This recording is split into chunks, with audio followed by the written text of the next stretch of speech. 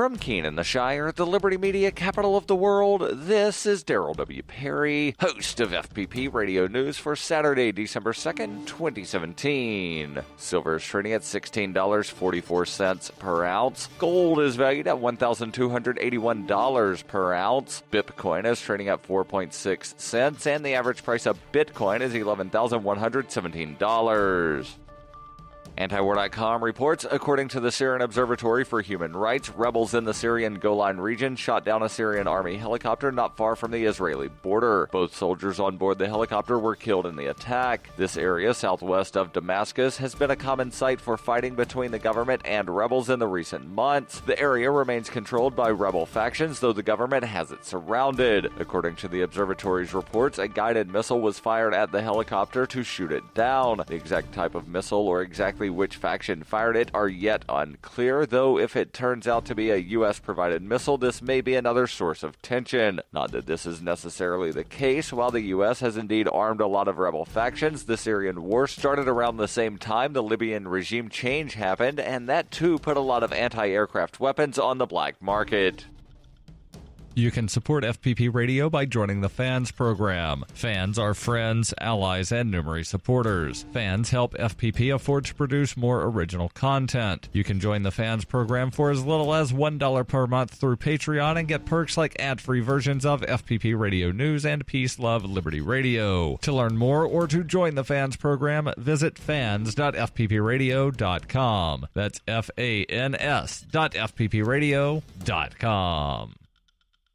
UPI reports the U.S. Commodities Future Trading Commission announced on Friday that two major exchanges can begin trading in Bitcoin futures. The commission warned, though, that the value of the virtual currency unattached to any government production of currency is speculative and can be volatile. The Chicago Mercantile Exchange and the CBOE Futures Exchange, both based in Chicago, were given approval to trade in Bitcoin futures. The smaller Cantor Exchange received the same approval. The CME announced that its trading will begin on December 18th. Christopher Giancarlo, chairman of the Commodity Futures Trading Commission, said, "Bitcoin, a virtual currency, is a commodity unlike any the Commission has dealt with in the past. As a result, we have had extensive discussions with the exchanges regarding the proposed contracts, and CME, CFE, and Cantor have agreed to significant enhancements to protect customers and maintain orderly markets. In working with the Commission, CME, CFE, and Cantor have set an appropriate standard for oversight over these Bitcoin contracts, given the Commission's limited statutory ability to oversee the cash market for Bitcoin. The futures trading on exchanges will allow traders to invest in predictions of whether a Bitcoin's value will rise or fall, similar to current commodity markets in oil, gold, and other raw materials. Skeptics believe Bitcoin trading is a bubble that will eventually crash in value and interest."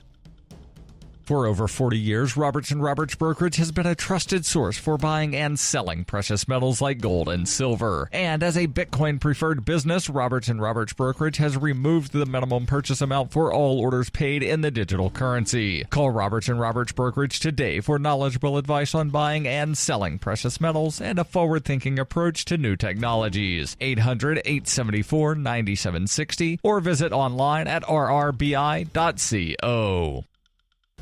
Reuters reports authorities in Charlottesville failed to protect public safety and free speech during a white nationalist rally over Confederate statues that turned deadly in the Virginia college town in August, according to an independent review released on Friday. The violence between counter-protesters and white nationalists who were outraged by the city's plan to remove a statue of Confederate General Robert E. Lee marked an eruption in tension over the symbols of the Civil War's losing side. A 32-year-old woman was killed when a car plowed into a group of counter-demonstrators. Friday's three-month review by former U.S. Attorney Timothy Heffy faulted law enforcement agencies for breakdowns in planning and coordination, as well as a timid response that led to disastrous results. The report, commissioned by Charlottesville officials to address criticism of the response to the August 12th Unite the Right rally, said the city was unable to protect the rights of free expression and facilitate the permit holders' offensive speech. This represents a failure of one of the government's core functions, the protection of fundamental rights. Charlottesville police declined comment. City manager Maurice Jones said in a statement he did not agree with all of the findings, but was profoundly sorry for falling short of expectations. He said the city was developing a plan to address the issues.